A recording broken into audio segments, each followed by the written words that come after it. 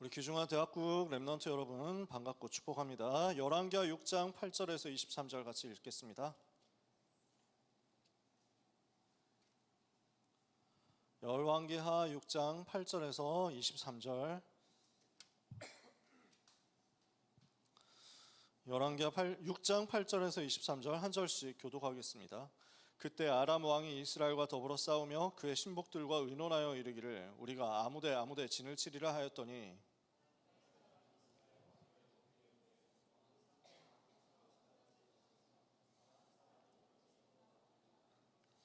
이스라엘 왕이 하나님의 사람이 자기에게 말하여 경계한 곳으로 사람을 보내 방비하기가 한두 번이 아닌지라.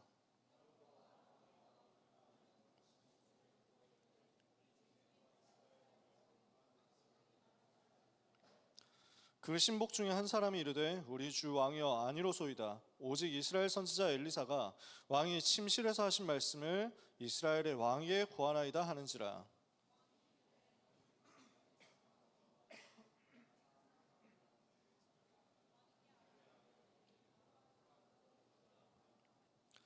왕이 이에 말과 병거와 많은 군사를 보내매 그들이 밤에 가서 그 성읍을 에워쌌더라.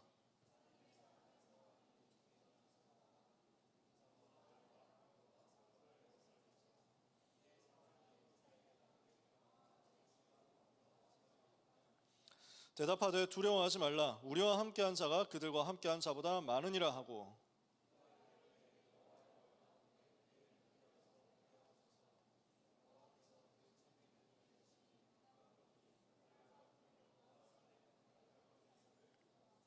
아람 사람이 엘리사에게 내려오매 엘리사가 여호와께 기도하여 이르되 원하건대 저 무리의 눈을 어둡게 하옵소서 하매 엘리사의 말대로 그들의 눈을 어둡게 하신지라.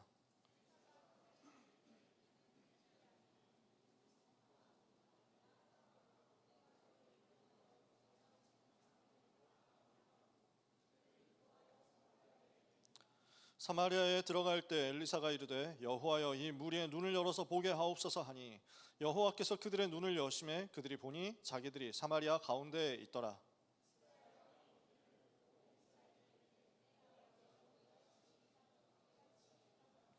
대답하되 치지 마소서. 칼과 활로 사로잡은 자인들 어찌 치리이까. 떡과 물을 그들 앞에 두어 먹고 마시게 하고 그들의 주인에게로 돌려보내소서 하는지라.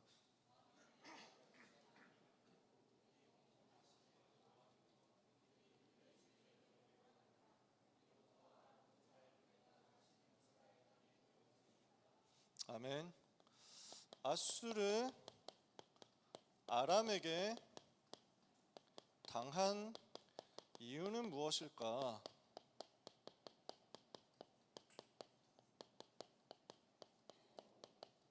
왜 애굽에 노예되었고 왜 블레셋 때문에 전쟁에 시달렸고 왜 이번에는 아수르 아람 때문에 어려움 당하는가? 말씀을 봐야 되겠습니다. 사탄에게 여러분은 틈을 주지 않아야 되겠죠? 언제 사탄이 틈을 타고 들어올까요? 복음을 알아야 하는데 복음을 알기는 아는데 복음을 제대로 알지 못하는 겁니다.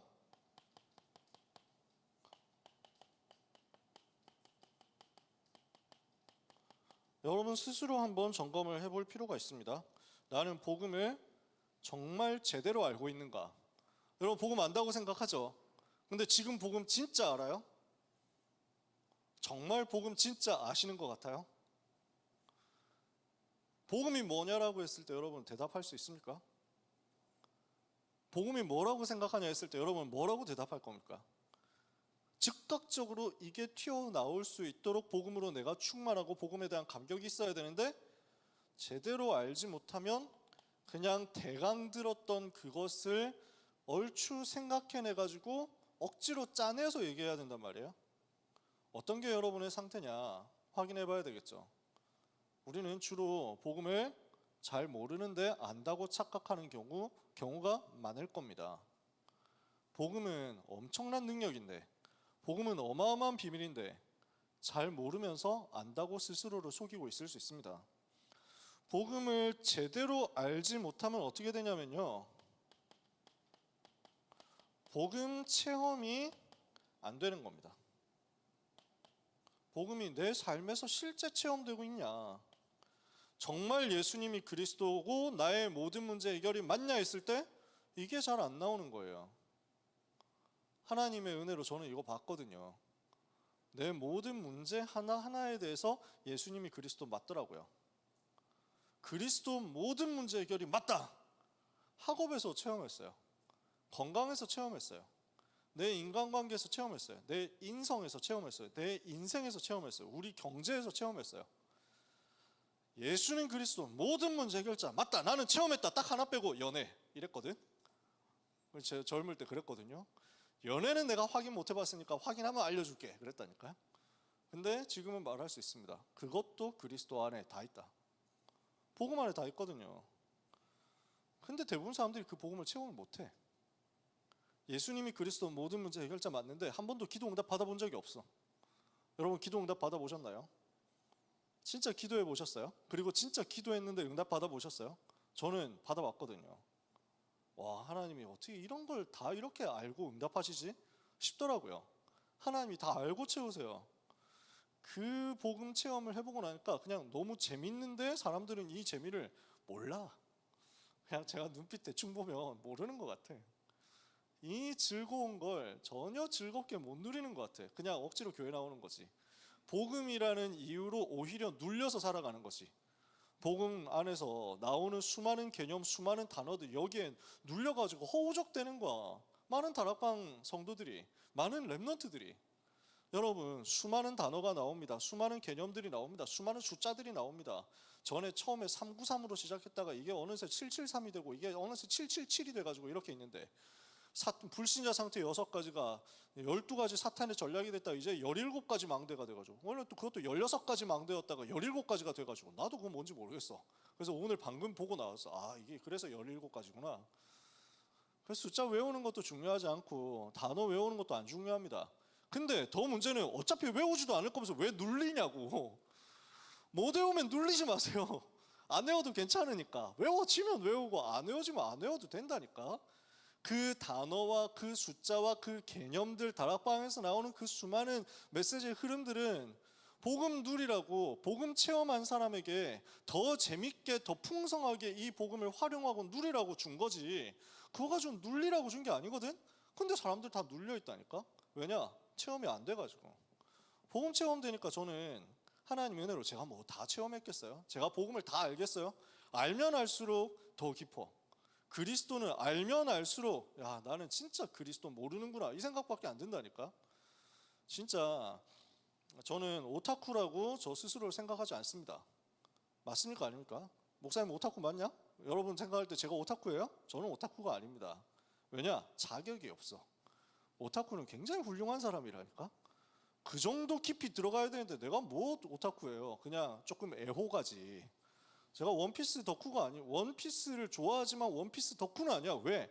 그저 그냥 원피스에서 NES 로비 편에서 로빈이 살고 싶어 나도 바다로 데려가지고 이거 하면서 은혜 받아가지고 이 만화 봐야 되겠다고 매주 그냥 계속 이제 그 넘어오는 새로운 이제 번역판을 보면서 록스가 이렇게 생겼군 하고 있는 정도지. 그렇다고 제가 막 다 추측을 다 때려잡고 그러면서 이 해적이 이런 놈이었고 저 해적 캐릭터는 여기서 나왔고 그 50권 전에 이거 여기서 나온 거였고 뭐 이런 정도 안 됩니다. 저는 수준이 안 돼. 감이 안 되니까 오타쿠가 아니지. 그러니까 제가 알면 알수록 전에는 잘 모를 때는 안다고 깝쳤거든요. 전 처음 잘 모를 때는 그랬다니까. 야구를 제가 진짜 좋아하잖아요. 좀 야구를 열심히 보니까 야구 이런 거야 하면서 막 떠들었거든. 알면 알수록 겸손하게 되더라고. 야, 야구의 세계는 진짜 넓고도 깊구나. 나는 진짜 야알못이다. 나는 야구에 대해서 아무것도 모른다. 저는 진짜 모릅니다. 농구 엄청 좋아하는데 NBA 엄청 좋아하는데 전 농구 모릅니다. 농알못 그 자체. 알면 알수록 그래. 제대로 알면 알수록 그래. 근데 제대로 모르면서 나 보고 아는데요? 뭐 이런다니까. 그러니까 맛도 못 보고 체험도 못 하고 이러니까 나와 있는 그 모든 것이 누리라고 준 게 다 눌려가지고 스트레스 받고 힘들고 신앙생활 어렵다고 하고 답답해서 제가 얘기하는 겁니다. 복음 체험 안 되면 결국 어떻게 되냐면 교리가 되는 거예요. 62가지 전도자의 삶이다 이러면은 10가지 살아남는 비밀이다 이러면 이거는 내가 현장에서 확인하고 전도운동하고 제자운동하면서 메시지를 꽂아 넣어주기 위한 건데 내가 기도로 누리라고 준 건데 그러니까 이걸 달달달 외워야 되는 것처럼 생각하는 거야. 야, 여러분 자, 따라해 보세요. 21가지의 갈보리산 감람산 마가다락방, 갈보리산 감람산 마가다락방, 천명 소명 사명, 천명 소명 사명 이래가지고 이게 그걸 뭐 교리라고 한다니까. 내 삶에 실제 누려지지 않고 내 삶에 실제 적용이 안 되고 내 삶에 실제 체험이 안 되고 그냥 머리로만 들고 있고 나는 뭔지 모르겠지만 하라고 하니까 하는 거야. 교리. 이론이 되어버립니다. 복음이 살아있는 하나님의 능력의 말씀인데 그게 나하고 전혀 상관이 없으니까 그걸 보고 종교화라고 합니다. 그냥 다른 종교하고 뭐가 다른데 이러면 기독교하고 불교하고 힌두교하고 이슬람교하고 남미 호랭개교 하는 저 창가학교하고 뭐가 다른데 다르잖아요. 근데 그걸 못 누리니까 종교 생활하는 겁니다. 이러면 어떻게 되겠어요? 내 삶에 실제 문제 오죠? 그러면 그 문제 해결을 위해서 내가 내 노력으로 발버둥 쳐야 되겠죠? 그걸 보고 인본주의라고 합니다. 내 것을 가지고 최대한 내 방법을 가지고 최대한 애를 써야 되는 거죠. 머리 굴려야 되는 거죠. 고생됩니다. 힘드시죠? 살아가면서 힘들 거예요. 여러분 보고 하는 말이 아니라 지금 불특정한 사람에게 하는 겁니다. 이렇게 인본주의 쓰는 사람 얼마나 힘든지 모릅니다. 늘 고민해야 되니까. 저는 하나님의 은혜 받은 이후에 미래 걱정을 한 적이 없습니다. 미래에 대한 고민을 안 합니다. 너무 고민을 안 해가지고 주택 청약 이런 걸 안 들었는데 여러분 청약은 드시길 바랍니다. 제가 랩넌트 1대1 만나면 항상 얘기하잖아. 청약 들라고. 나는 아무 생각이 없었다니까 진짜. 하나님이 물론 아무 생각 없는 내게 집을 주시긴 했지. 근데 청약을 들었다면 한 20제곱미터 정도 좀 더 넓어질 수도 있었어. 그래서 여러분 청약하세요. 여러분 벌써 지혜롭게 다 하고 있더라고. 나보다 낫지. 저는 미래 걱정 한 번도 안 했어요. 내가 집 걱정 이런 거 한 번도 안 했어. 내 커리어 걱정, 내 인생 걱정 지금도 아무 생각 없습니다. 아무것도 안 합니다. 하나님이 아시잖아. 하나님이 아시고 나를 전도자로 불렀고 이 전도운동 하라고 인도해 가시고 이끌어 가시는데 뭐 하나님이 굶기시겠냐? 하나님이 죽이시겠냐? 굶기고 죽이시면 가면 되고 아니면 하나님이 은혜로 사는 것이다. 그거 말고 아무것도 없어요. 세계복음화 말고 할 것도 없고. 인본주의 쓸 게 없는데 사람들이 인본주의 쓴다니까. 그러니 어떻게 됩니까? 복음이 오직이 아니라 내 방법을 더 복음보다 우선으로 생각하게 되겠죠? 기도가 최고 우선순위가 아니라 내 삶에서 내가 노력하고 내가 공부하고 내가 애쓰고 내가 인간관계 형성하는 것이 더 우선순위가 되겠죠? 이러면 어떻게 됩니까? 복음이 오직이 아닌 것을 마귀는 정말로 쉽게 알아차립니다. 왜냐? 마귀가 복음만 무서워하거든요. 복음만 두려워하거든. 그리스도만 무서워하는 마귀는 우리가 그리스도가 오직이 안 되어 있고 그리스도보다 다른 것이 더 먼저 있다는 것을 너무너무 잘 압니다. 딱 파고드는 거예요. 그리스도가 오직이 아닌 그곳을 사탄은 파고들어서 잡아버리는 겁니다. 이러니까 뭐가 됩니까? 영적인 문제 올 수밖에 없습니다. 사탄이 틈을 타가지고 현장에서 자꾸 어려움 주는데 여기에 그냥 넘어가는 거예요. 우리가 이렇게 살 수 없잖아요. 오직이어야만 사탄의 권세는 무너집니다. 여러분 오늘도 복음에 오직하도록 결단하게 되시기를 축복합니다. 나는 그리스도의 오직을 할 것이다. 나는 복음만 오직할 것이다. 나는 복음에 내 생에 오직의 응답을 받을 것이다. 이거 이 시간에 결심만 해도 됩니다. 여러분 뭐 하라는 게 아니에요. 그냥 계속 말씀 들으세요. 이런 얘기 들으면 돼요. 자꾸 듣다 보면 여러분에게 어느 날 믿어질걸요? 여러분에게 어느 날 인정될걸요? 그때 나도 그렇게 오직이 되기를 원합니다 하기만 해도 돼요. 저도 그랬어요. 그거 했어요 진짜. 뭔가 다른 드라마틱한 행동이나 노력이나 변화를 위한 애쓴 것이나 없었어요. 저는 그렇게 하지 않았습니다. 내가 나 진짜 정시기도 해야 되니까 열심히 해봐야지 이렇게 한 적이 없었어요. 계속 들으면서 정시기도가 무엇인지 복음 누리는 기도가 무엇인지를 듣다가 보니까 어느 날 이게 나한테 받아들여지고 믿어지더라고요. 정시기도 해야 되겠구나. 스스로에게 확인되더라고. 내가 시켜서 하는 게 아니라 되어지는 정시기도가 되고 나니까 현장에서 그때부터 문들이 계속 열리는 거야. 그래서 들으시면 돼요. 그리고 그 듣는 시간에 결심하시면 돼요. 하나님, 내가 복음이 오직 되게 해 주옵소서. 이걸 솔로몬 왕이 놓친 겁니다. 솔로몬 왕 누굽니까? 다윗의 아들이잖아요. 그래서 다윗에게 복음 전달받았죠. 그러니까 하나님께서 많은 지혜를 주셨어요. 많은 은혜를 주셨죠. 솔로몬 여러분들 대강 아시지 않습니까? 그래서 다윗에게 전달받은 미션을 가지고 뭘 했습니까? 성전 건축도 한 겁니다. 그러니까 너무 소중한 성전을 건축하고 다윗이 얘기해준 그대로 기도하면서 그림 그려준 그걸 가지고 그대로 실현하는 응답을 받았습니다. 하나님이 이 성전을 기쁘게 받으셨습니다. 이 성전을 통해서 하나님 역사해달라고 올바른 기도를 솔로몬이 했고 하나님이 그 기도를 들으셨습니다. 하나님은 여기에 많은 축복을 주셨습니다. 하나님께서 주신 축복이 영육간에 오는데 부요함도 같이 따라왔습니다. 경제 기적도 일어났죠. 근데 문제는 뭐냐니까 이 다음에 찾아오는 겁니다. 많은 지혜도 있고 많은 축복도 받고 많은 부요함도 있는데 이거 가지고 솔로몬이 인본주의 쓰기 시작하는 거예요. 야, 나라가 이렇게 잘 살게 됐으니까 나라 지켜야 된다. 전쟁 나면 안 된다. 그럼 어떻게 해야 되냐? 다윗이 전쟁을 아주 잘하는 용사였잖아요. 그래서 다윗이 나라가 확장됐거든요. 솔로몬은 그 나라를 아주 부유하게 하고 부강하게 했거든요. 전 세계 사람들이 와가지고 야, 솔로몬 너무 잘 산다, 부럽다, 우리도 이렇게 살았으면 좋겠다, 진짜 저 화려한 거 보소, 이러면서 다 칭찬하는 거야. 그렇게 하는 그 부유함과 그 부강함을 지키기 위해서 무엇을 해야 되겠냐? 국제관계를 잘 해야 되겠다라고 생각을 하게 됩니다. 외교를 잘해야 되겠다 이렇게 생각을 하게 됩니다. 그걸 두고 인본주의를 쓰는 겁니다. 하나님의 은혜로 되어야 되는 건데 머리를 쓰는 겁니다. 그래서 정략 결혼을 해요. 정략 결혼을 통해서 국제관계를 안정적으로 이끌어가겠다라고 합니다. 여기서 재밌는 것이 있는데요. 그 시대 정략 결혼 많이 했죠. 근데 주로 어떤 식이냐면 공주가 이제 뭐 옆에 나라 왕자에게 시집 간다 이런 식이란 말이에요. 그러면서 그 여자가 남자에게 시집 가는 형태로 정략 결혼이 보통 이루어져요. 상대방이 대등한 국가 관계잖아요. 그러면 어떻게 하냐면 서로 왕자 공주를 교환하는 형태로 결혼을 합니다. 당신 나라 공주를 우리한테 보내면 우리도 우리나라 공주를 너네한테 보내겠다. 이런 식으로 결혼을 시키는 거예요. 즉 미묘한 얘기지만 보통 왕들을 남자들이 해왔기 때문에 왕들이 움직일 수는 없잖아. 결혼하면서. 그러면 정략 결혼을 할 때는 을의 입장에 있는 나라가 갑의 입장에 있는 나라에게 여자를 보내면서 인지를 보내는 듯한 느낌으로 이루어져요. 상황 이해가 되세요? 그때 당시의 흐름이에요. 근데 솔로몬이 어떻게 정략 결혼했냐면 전부 공주들이 솔로몬한테 온 거야.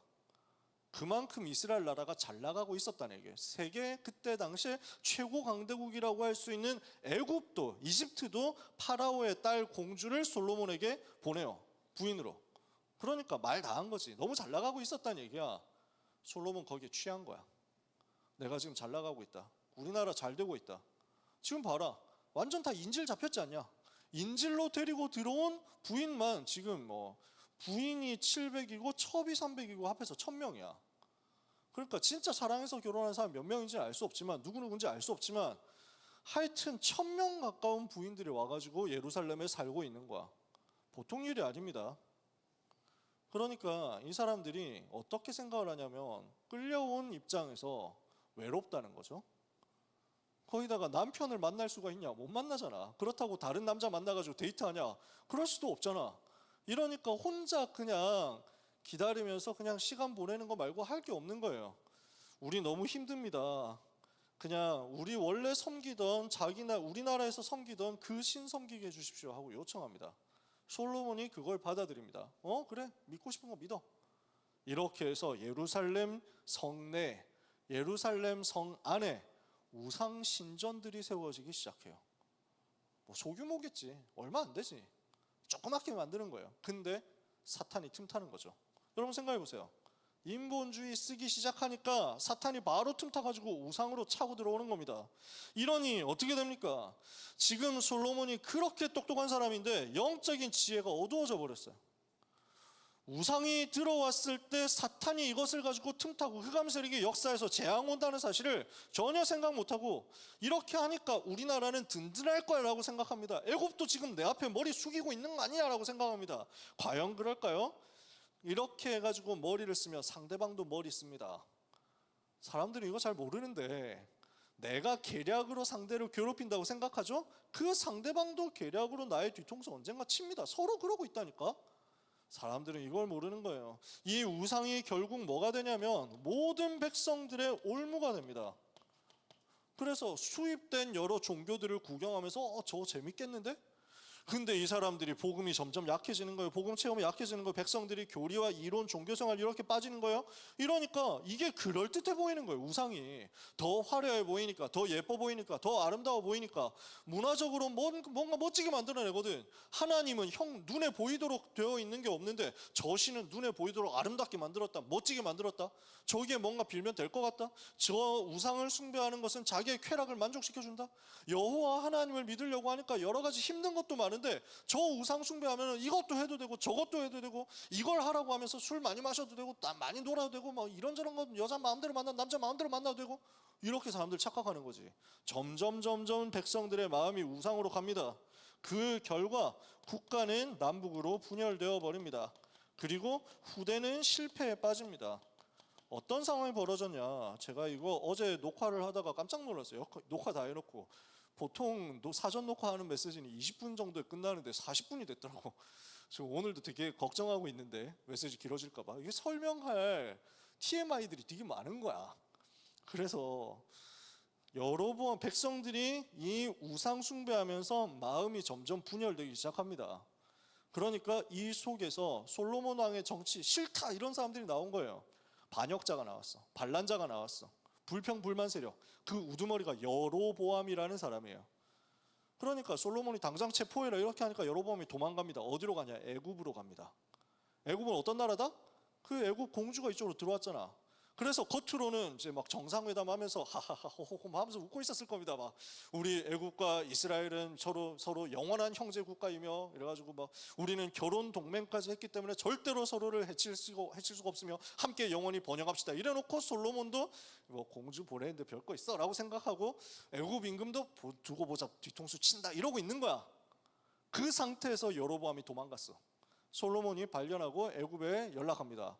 거기 빨리 보내달라고. 반역자 도망간 것 같으니까 좀 찾으시는 대로 보내주시기 바랍니다. 장인어른. 이러니까 애굽 왕이 뭐라고 합니까? 아 당연히 보내줘야지. 찾으면 바로 보내줄게. 아 그 반역자가 있다니 나쁜 놈이. 이러면서 보호합니다. 여로보암을 숨겨서 보호해. 왜? 카드잖아. 나중에 솔로몬과 이스라엘 나라를 엿먹일 카드지.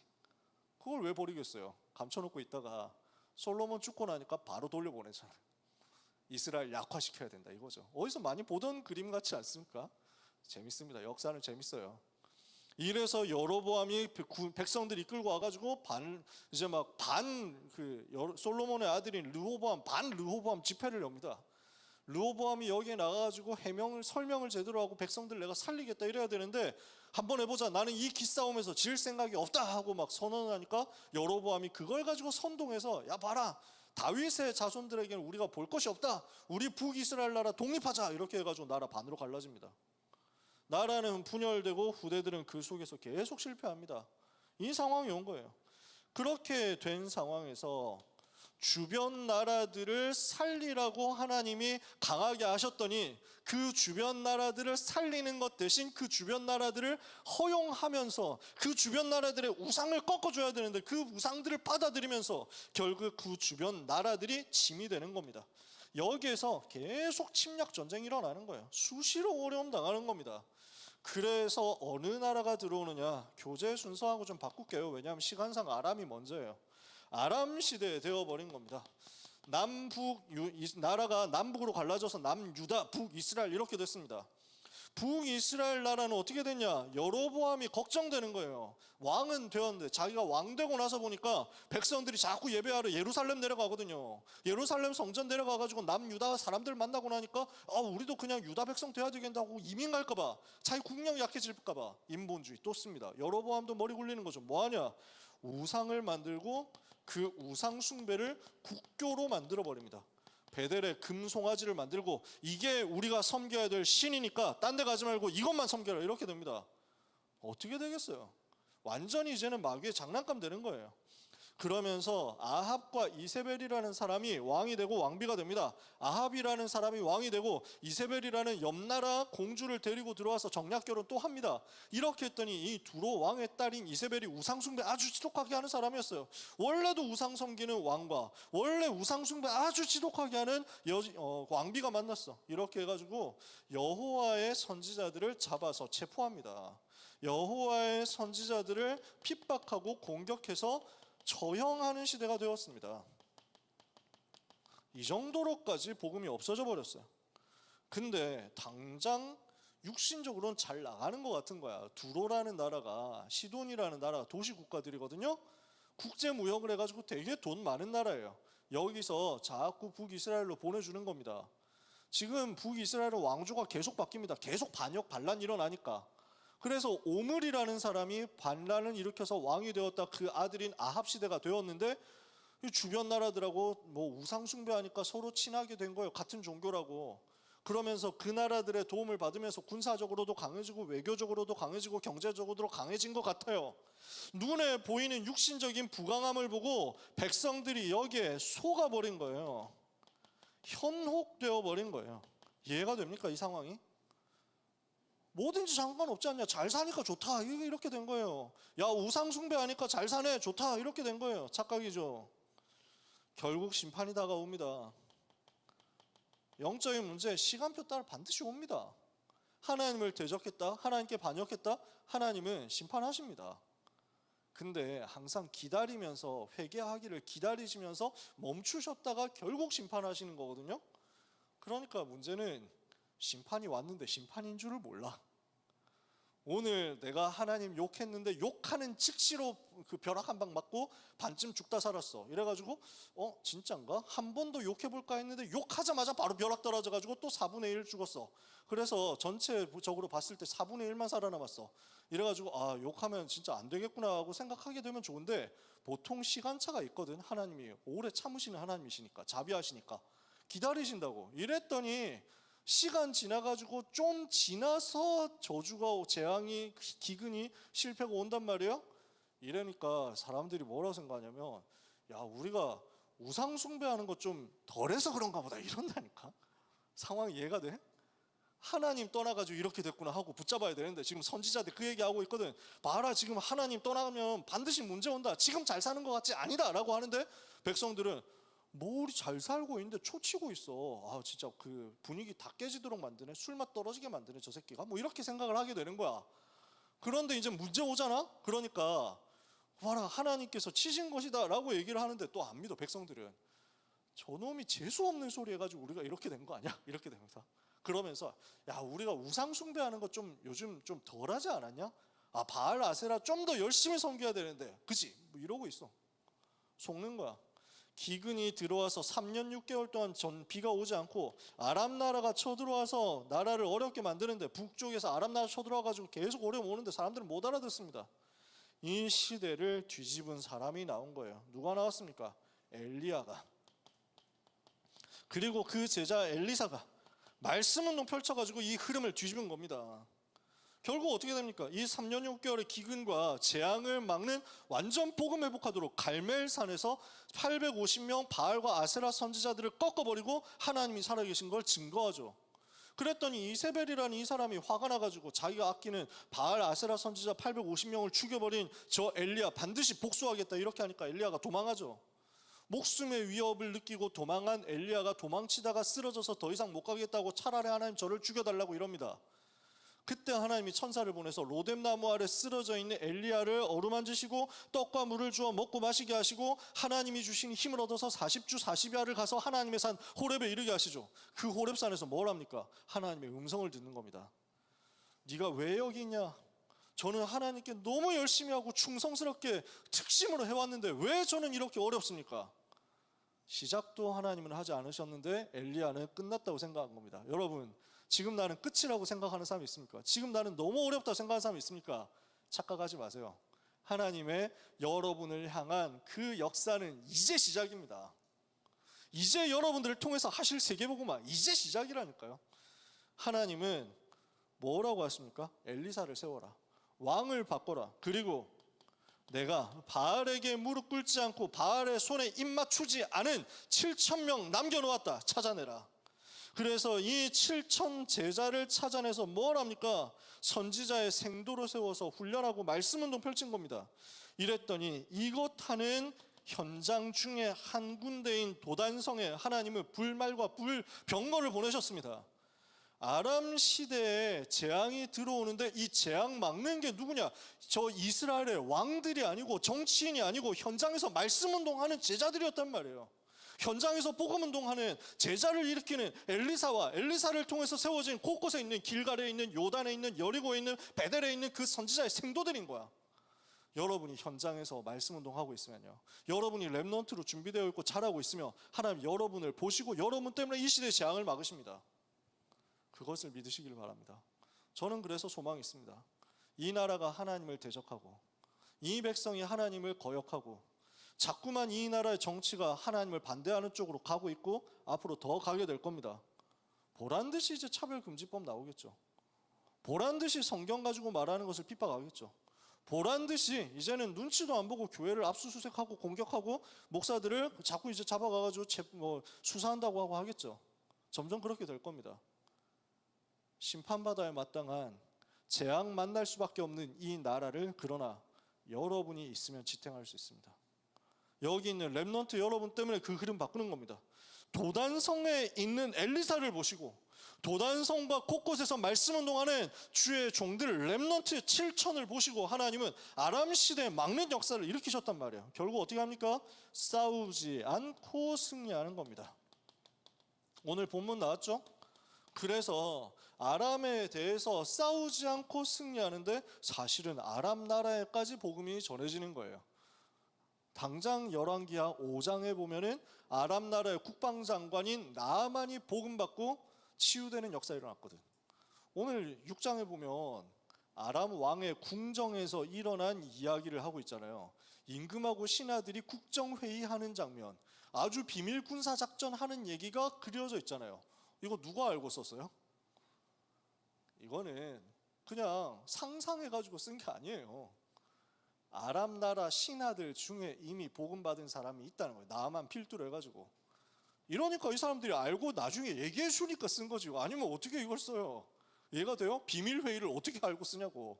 열왕기하 이거 쓴 기자가 제자가 나왔다는 얘기지. 세 번째입니다. 이렇게 되는데 또 복음이 희미해지고 또 복음 없어져 갑니다. 하나님은 아람 나라보다 이제 아람 나라가 약해지면서 새로 일어나는 아수르라는 나라를 보시고 여기에 복음 전해라.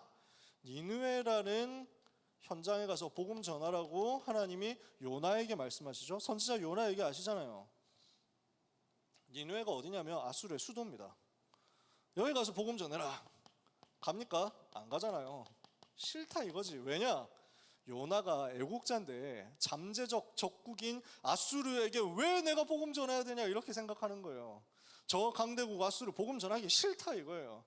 요나 보고 야 너는 가서 여기 살고 있는 요나에게 야 여기 니느웨 가서 복음 전하라 이랬더니 예 알겠습니다 해놓고 요나가 신나게 어디로 가냐? 바닷가로 갑니다. 니느웨는 여기는 내륙 지방이에요. 배를 탈 일이 전혀 없는 곳이에요. 항구로 딱 가더니 요바로 가가지고 저 다시스로 가는 배 좀 없습니까? 이래가지고 다시스요? 뭐 이래가지고 배를 탑니다. 다시스는 어디냐?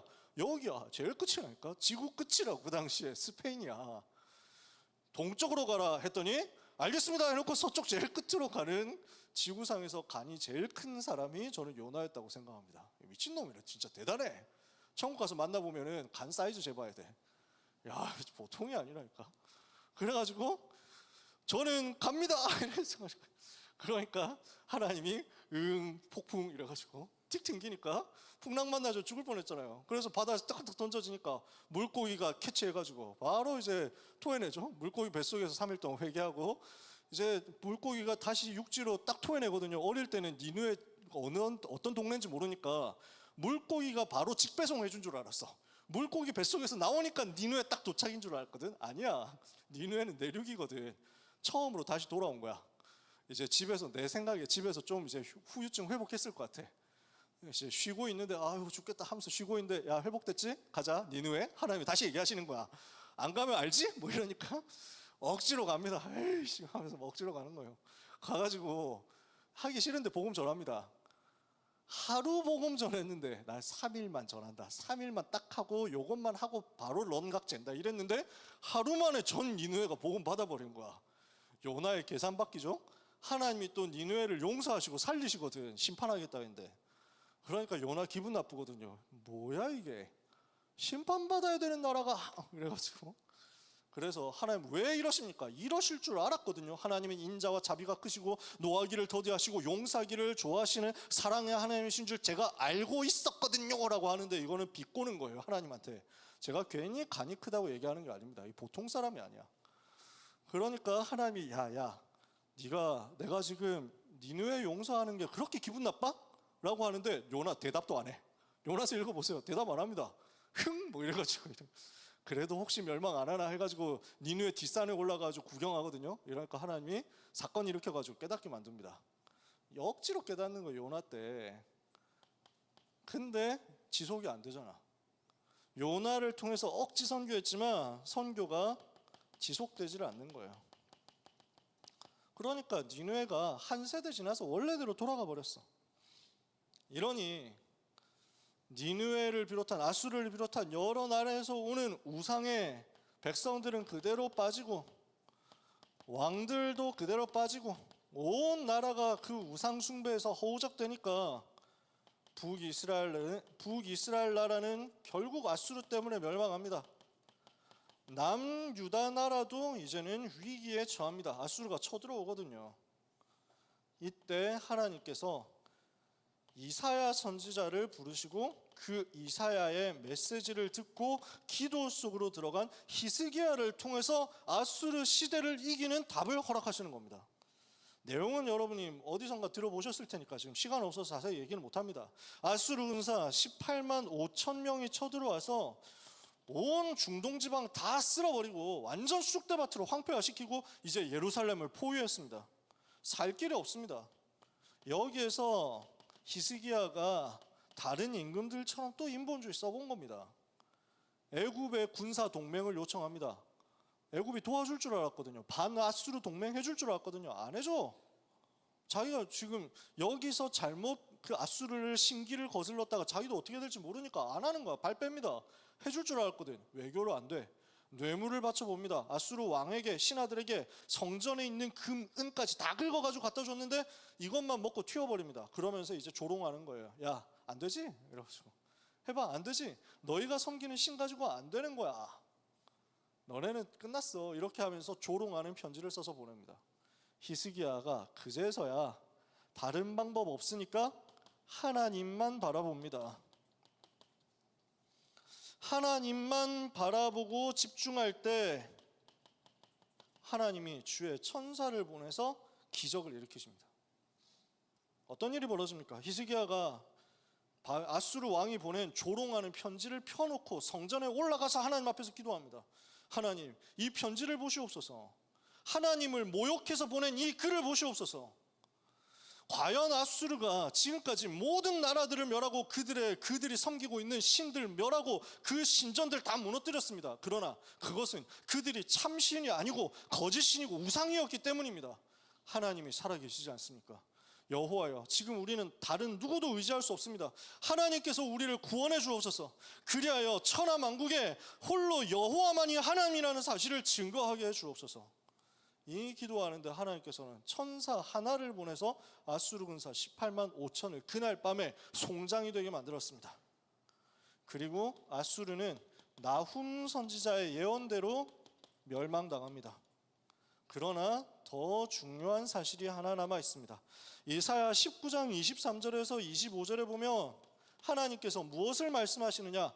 아수르에도 남은 자가 있다라고 말씀하시는 겁니다. 그 아수르에도 복음 받을 사람이 있다.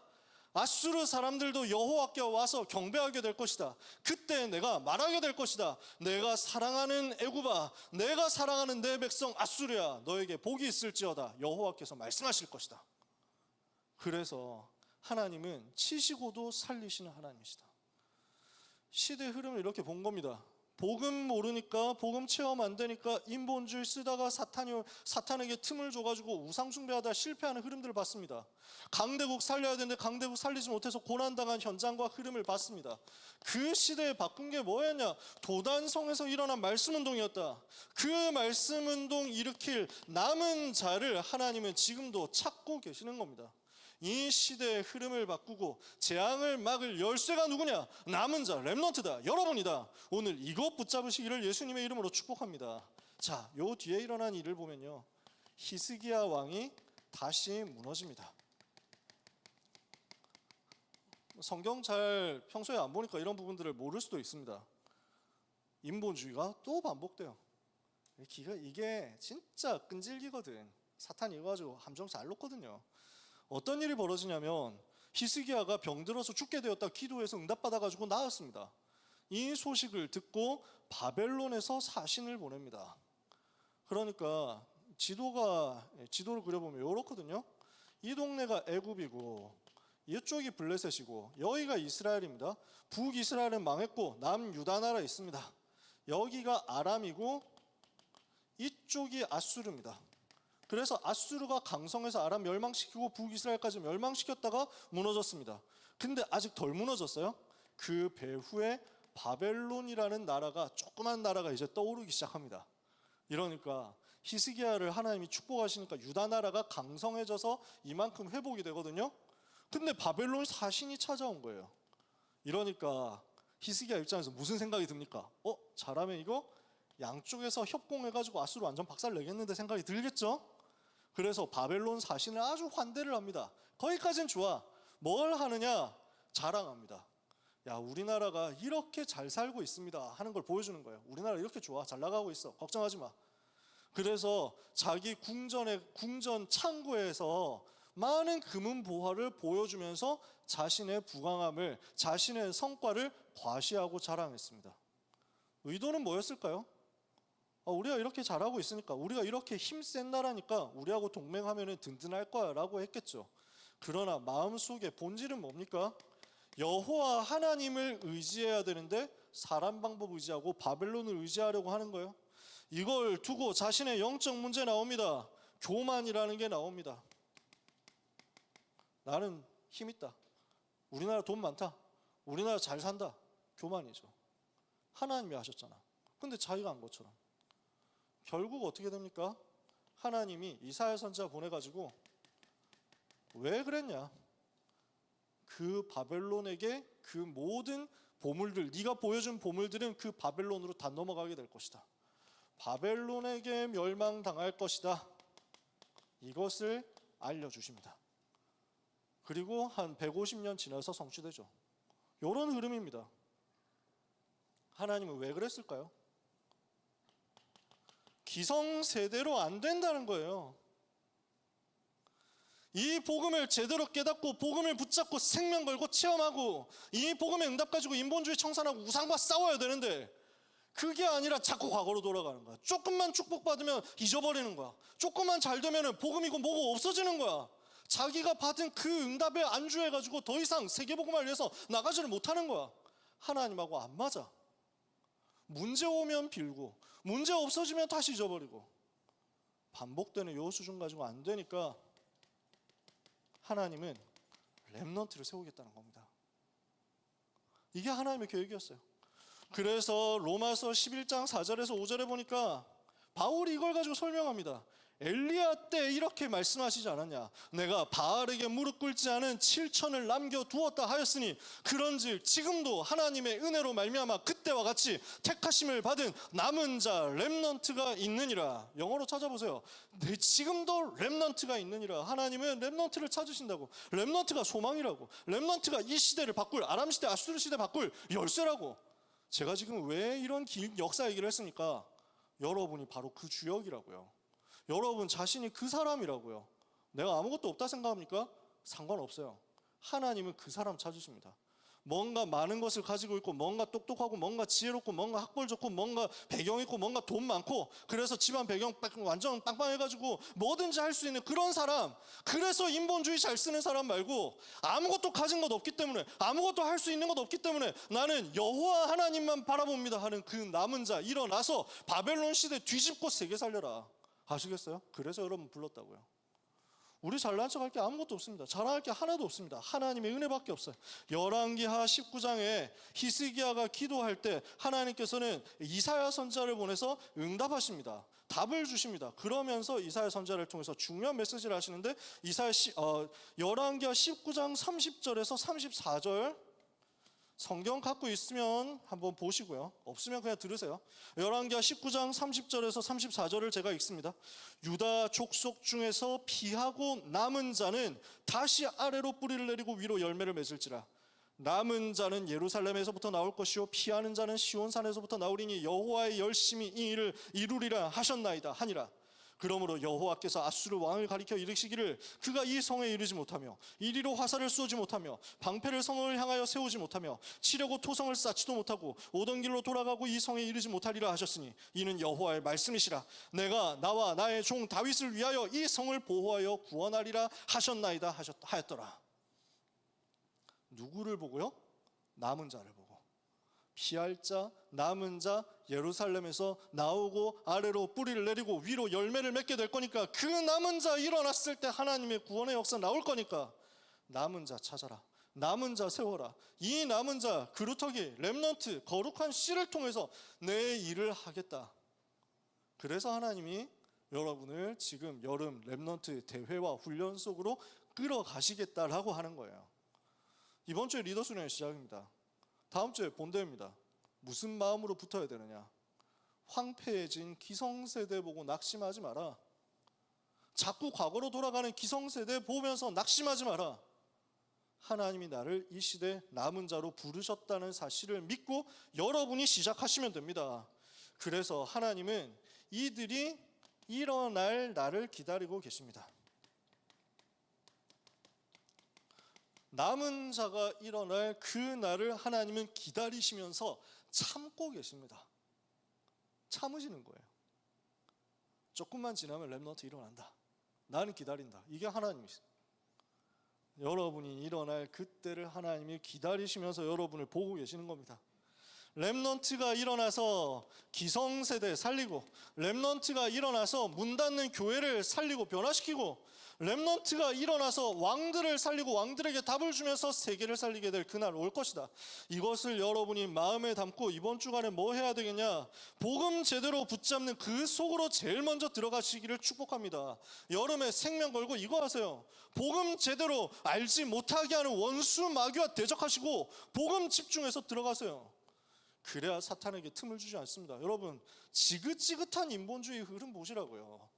솔로몬도 인본주의 쓰잖아요. 왕들도 인본주의 쓰잖아요. 이러니까 이 문제 해결이 안 되잖아요. 자꾸만 사람 수준으로 사람 방법으로 생각하고 행동하고 판단하니까 우상 만들어가지고 국교화시키는 인본주의 쓴 여로보암의 문제가 온 북이스라엘에 전달되고요. 히스기야까지도 또 이렇게 되고요. 이 재앙의 흐름을 이제는 렘넌트가 막는 겁니다. 이것 때문에 사람들은 전부 계속 우상으로 넘어가잖아요. 그 우상의 재앙을 막아야 될 거 아니에요. 그 우상 숭배를 꺾어야 될 거 아니에요. 그래서 우리는 뭐 하면 되느냐? 우상과 싸우고 선교의 하늘 가진 렘넌트로 일어나면 됩니다. 하나님이 여러분에게 은혜 주실 겁니다. 이 시간 여러분이 언약의 하늘 잡은 것이 맞다면요, 하나님 앞에서 결단하고 겸비하고 기도를 시작하다가 주의 천사가 동원되어서 여러분의 그 기도가 응답된 사실을 여러분에게 심부름하는 이번 여름 되기를 예수 그리스도 이름으로 축복합니다. 기도하겠습니다. 하나님 감사합니다. 아수르 시대, 아람 시대 이기는 렘넌트 운동, 말씀 운동 하게 하여 주옵소서. 싸우지 않고 승리하며 인본주의와 싸우고 우상과 싸우고 하나님의 뜻 이루는 이번 여름이 되게 하여 주옵소서. 렘넌트의 평생에 사탄에게 틈을 주지 않고 언약의 하늘 가지고 복음 붙잡는 은혜가 있게 하옵소서. 예수 그리스도 이름으로 기도합니다. 아멘.